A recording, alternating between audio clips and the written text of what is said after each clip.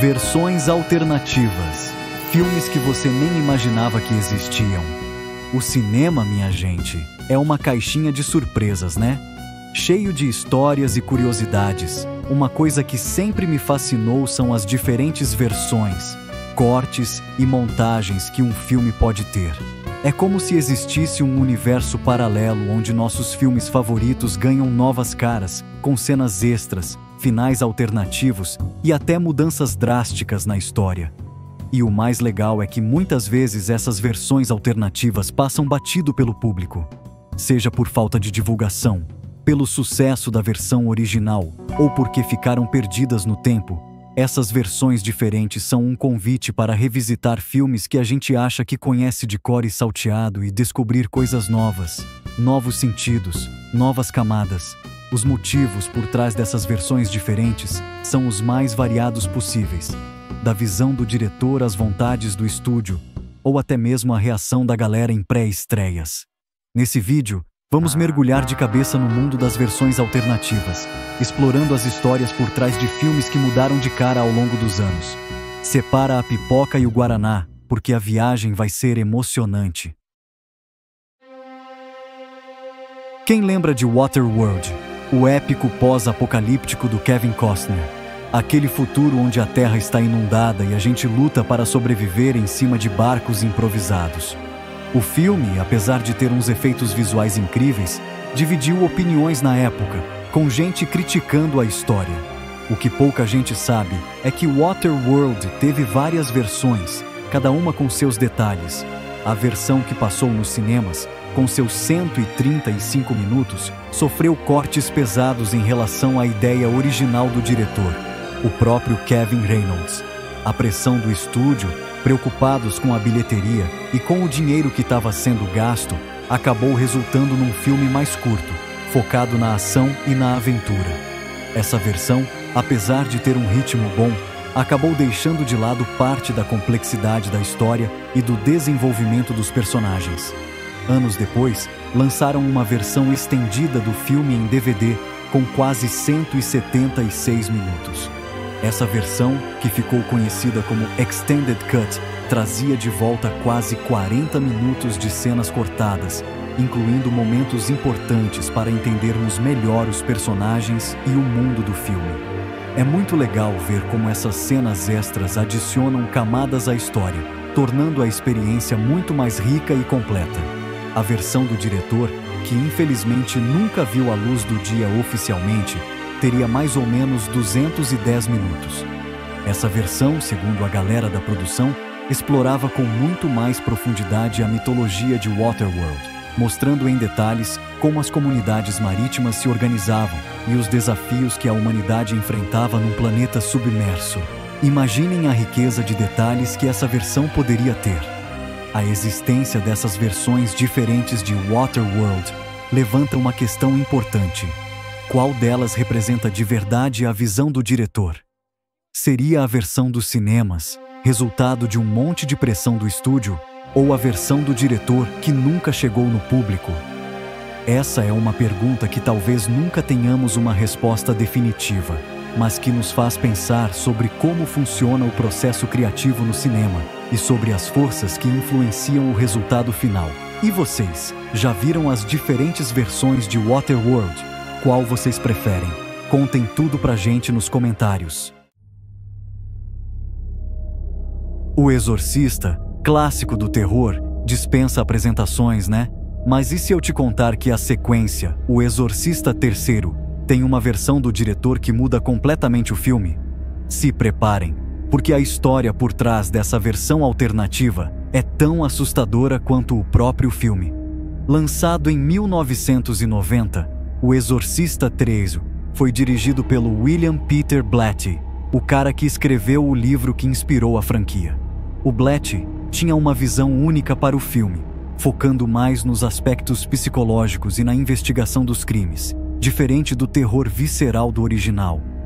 Infelizmente, o estúdio meteu o bedelho e a versão que foi para os cinemas sofreu várias mudanças. Eles queriam um filme mais comercial, mais assustador.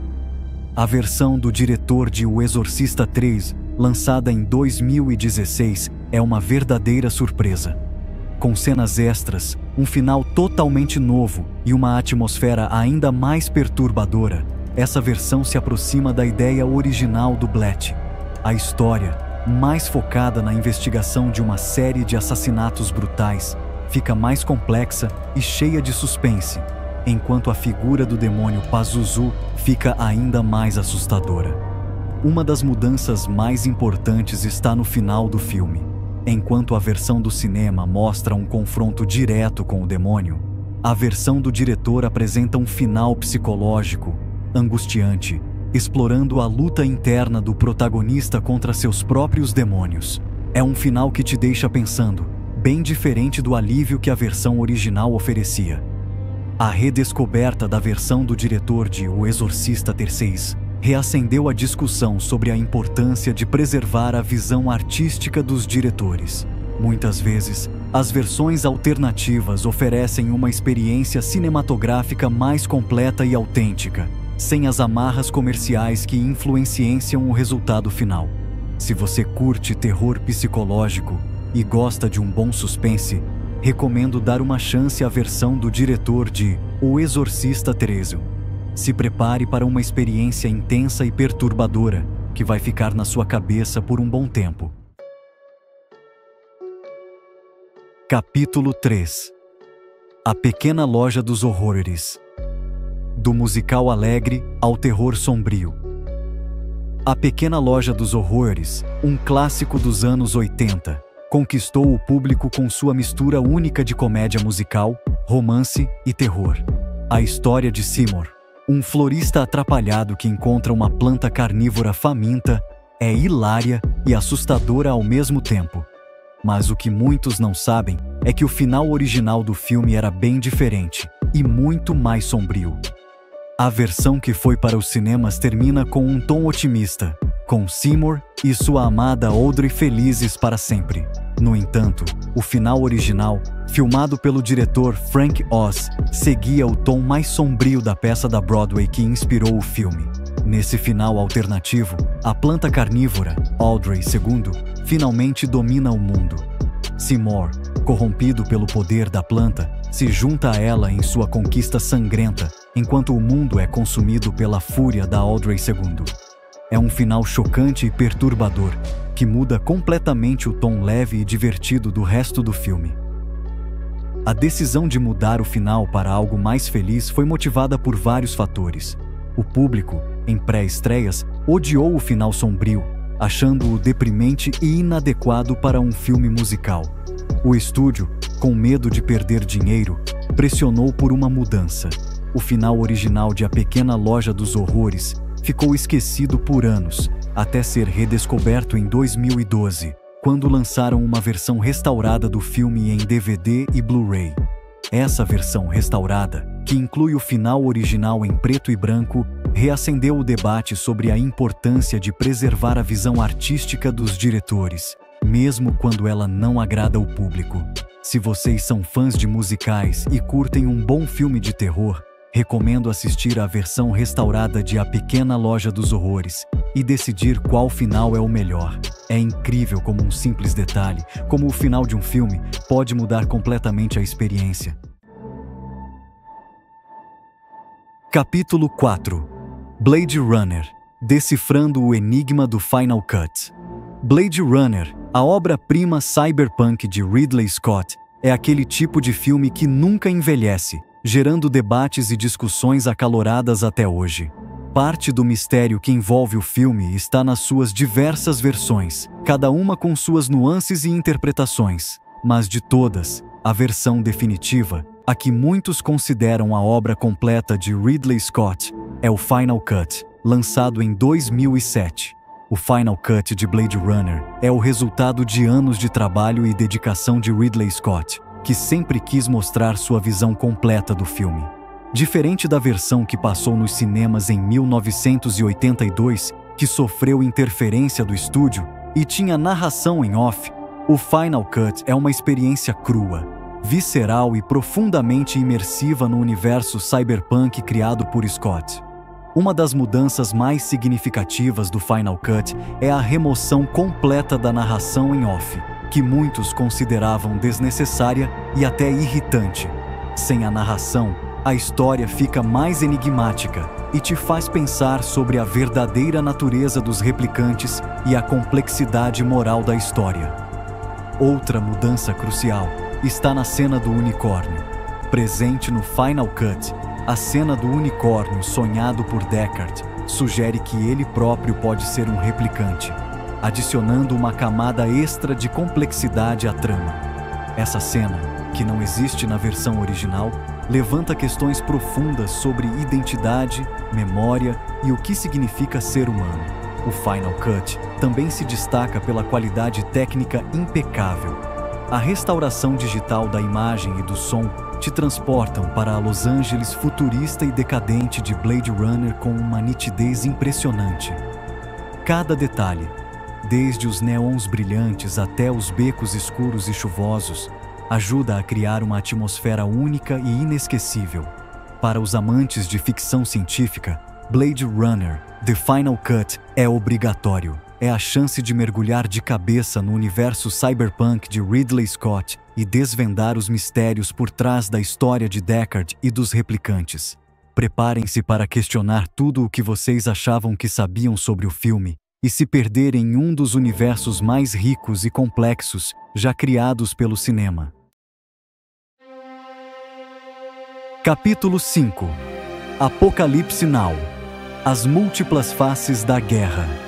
Apocalipse Now, o épico visceral de Francis Ford Coppola sobre a Guerra do Vietnã, é uma obra complexa e multifacetada, que vai além do gênero bélico e se transforma em uma reflexão profunda sobre a insanidade da guerra e a natureza humana.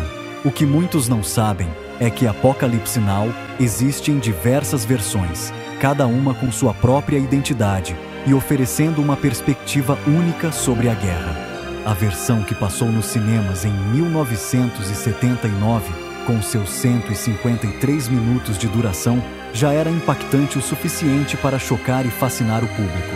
Mas Coppola, insatisfeito com o corte final, continuou a trabalhar no filme, buscando aperfeiçoar sua visão apocalíptica da guerra.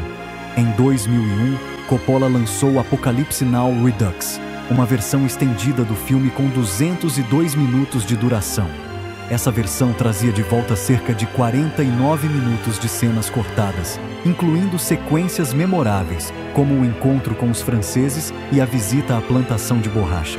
Essas cenas adicionais, embora não mudassem a história principal, adicionavam camadas extras de significado à história, explorando temas como colonialismo, a perda da inocência e a busca pela identidade em meio ao caos da guerra. Em 2001, Coppola lançou Apocalipse Now Redux em DVD, mas essa versão não era apenas uma mera transferência da versão de 1980. Coppola fez novos ajustes na edição, restaurou a trilha sonora original e melhorou a qualidade da imagem e do som. Essa versão, considerada por muitos a mais completa e fiel à visão original do diretor, oferece uma experiência ainda mais imersiva e perturbadora do que as versões anteriores. A variedade de versões de Apocalipse Now reflete a própria natureza complexa e multifacetada da guerra. Cada versão, com suas nuances e detalhes, convida o espectador a revisitar a obra de Coppola e a refletir sobre os horrores e as contradições da guerra sob diferentes perspectivas.